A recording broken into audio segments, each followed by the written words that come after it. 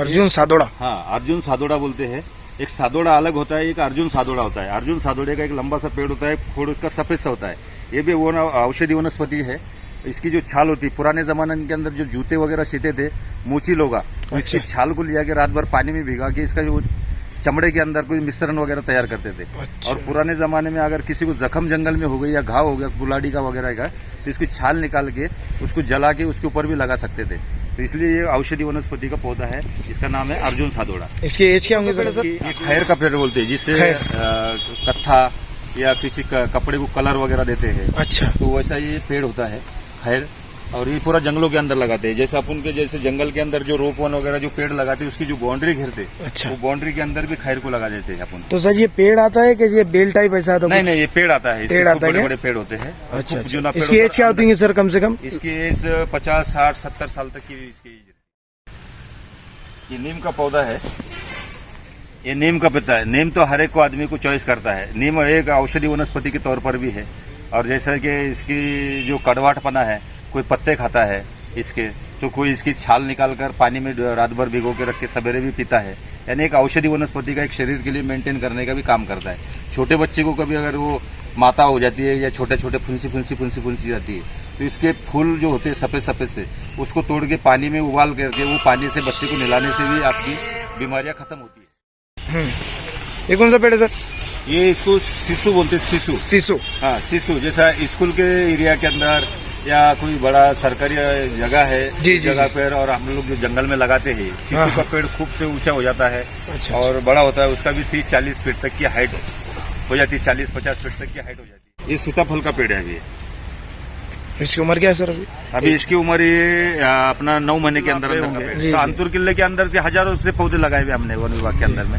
अंतुर किला हो गया, से निकल के जैसा अभी नानगिरवाड़ी जो अपन शेख मारू की दरगाह बोलते, उसके नीचे के हिस्से में जाएंगे तो बहुत से ऐसे जंगल के अंदर हम लोग लगाते हैं इसको। सर इसको जो तो कुछ खत वगैरह भी लगता है या अपना वही जो खत है नेचुरली अपना जो खत लगाने के बाद ये नेचुरली अपना सिर्फ 1 साल तक हम लोग उसमें 5 साल तक जो उपासना करते हैं, जैसा जानवर वगैरह गाय भैंस आने नहीं देते। देखो आप, ये तो आंवले का पेड़ है।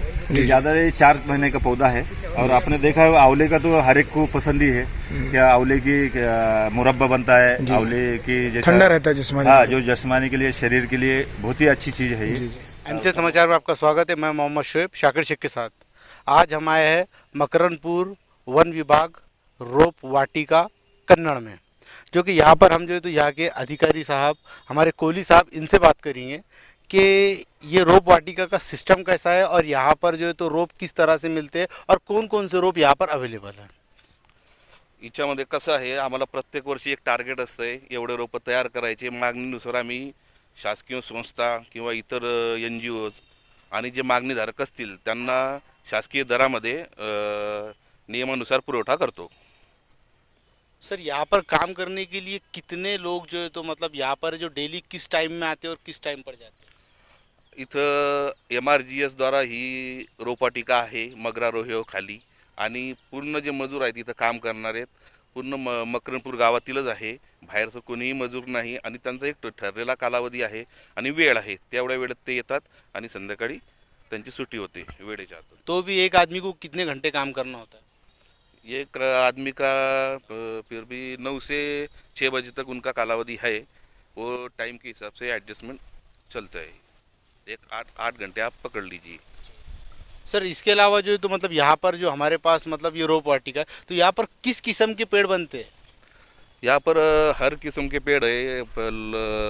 खाली फल के भी पेड़ है, बाहर के पेड़ दूसरे ज़्यादा है। आम है, नीम है, चिंच है, आंवला है, जामुन है, करंज है, शीशु है, शीशम है, आमलतास है, बोर है, खैर है, बेड़ा, मोहा।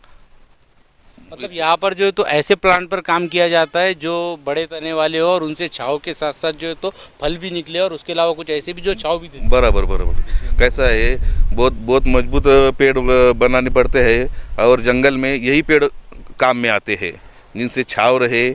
जंगल के पशु पक्षी उसके नीचे अपना घोंसला घाटा बना सकते हैं। कमज़ोर पेड़ जंगल में चलते नहीं है करके, वही वजह से यही पेड़ हमारी तरफ से लगाए जाते हैं। सर अभी जैसा ये जो जून का सीज़न चालू है, रेनी सीज़न महोत्सव जो है तो अभी ये इस टाइम में चालू होता है।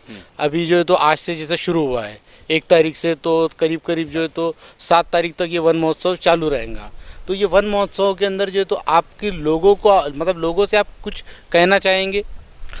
वन महोत्सव से कालावधि में हम लोगों से ये अपील करते हैं, आप यहाँ से भारी संख्या में अच्छे अच्छे रोप है, 9 महीने के है, 18 महीने के रोप है, छोटी थैली वाले है, बड़ी थैली वाले है, आप यहाँ से लेके जा सकते हो। जो शासकीय जो उसका दर है वो दर दे के आप रोप लेके जा सकते हो, और अच्छे अच्छे रोप हमारे पास में अभी उपलब्ध है। जैसा फिर भी जो है तो रोप की जो दर है तो बहुत ज़्यादा है या कुछ कम है, ऐसा कुछ है, कुछ आइडिया? नहीं, वैसा कुछ नहीं है। जो शासन का निर्णय है, जो शासन का जीआर है, उसके हिसाब से वन महोत्सव का जो कालावधि है 15 जून से 30 सितंबर तक का, उसके अंदर उसमें 9 महीने का जो रोप है वो 11 रुपये में है, और 18 महीने का जो रोप है वो 45-46 रुपये में, ऐसे कुछ दर है उसका शासन के निर्णय अनुसार। सर इसके अलावा अगर जो है तो शहर के अंदर अगर ग्रीन एटमॉस्फेयर अगर बनाना हो, और ग्रीन एटमॉस्फेयर बनाने के लिए जो ग्रीनरी अगर शहर में बढ़ानी हो या ताल्लुके में बढ़ानी हो, और आपके पास अगर कोई संगठन या कोई सोसाइटी आपके पास आती है, तो क्या इनको इससे कोई फ़ायदा मिलेगा?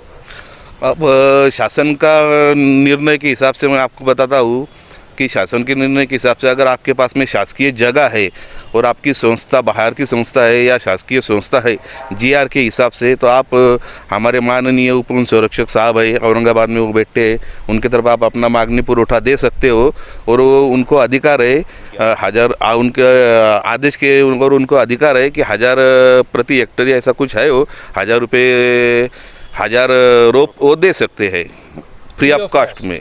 ऐसा अगर सर कोई संगठन है, मतलब जिसकी शासकीय जगह नहीं है, और जगह ना रहने के बाद जो है तो वो चाहती है कि शहर के अंदर जो है तो गलियों में, रोडों पर जो मतलब ऐसा पेड़ आने की वजह से धूप से, उसके अलावा जो है तो जो एटमॉस्फेयर ख़राब हो रहा है उसको बचाने के लिए कोई काम किया जाए, तो क्या उनको कुछ सहायता मिलेंगी? अभी शासकीय जो जीआर है, जो निर्णय है, उसके हिसाब से वो सब अधिकार हमारे डीसीएफ साहब की तरफ ही है, जो औरंगाबाद में बैठते हैं। तो ये हमारे साथ फिरोज शाह साहब, जो कि यहाँ पर जो है तो ग्राम रोजगार सेवक की पोजीशन पर है। तो इनसे हम पूछते हैं, फिरोज साहब ये यहाँ पर जो है तो मतलब जो डेली 8 घंटे काम करते हैं, ऐसे मजदूर कितने हैं? अभी फ़िलहाल तो 19 लोग हैं, और ज़्यादातर ज़्यादा भी रहते हैं, पर इस साल क्या हुआ कि 1 लाख की नर्सरी ली है MRGS के अंतर्गत। तो इस साल 1 लाख के टारगेट की वजह से हमने पहले 23 लोग लगाए थे, पर फिर जैसा कि किसी को बाहर काम था, वो वजह से कई लोगों को बाहर जाना पड़ता, तो फिर अभी फ़िलहाल में 19 लोग काम कर रहे हैं। मतलब अभी ये नर्सरी में जो तो 19 लोग काम कर रहे हैं, तो ये 19 लोग जो काम कर रहे हैं इनको रोज़गार क्या होगा? इनको रोज़नदारी है 256 रुपये हाजिरी पर्टिकुलर हर लेबर को। तो ये थे हमारे साथ वन परिमंडल अधिकारी मकरनपुर वन विभाग रोप वाटिका कोहली साहब, और जो है तो वन रक्षक अधिकारी शेख साहब। तो यहाँ पर आकर हमें चाहिए कि हम राब्ता करें, और आके कांटेक्ट करने के बाद जो है तो यहाँ पर हम हमारे दरख्तों की लगाने की कोशिश करें। हमें हमारी ज़िंदगी खुद ही बचानी होंगी।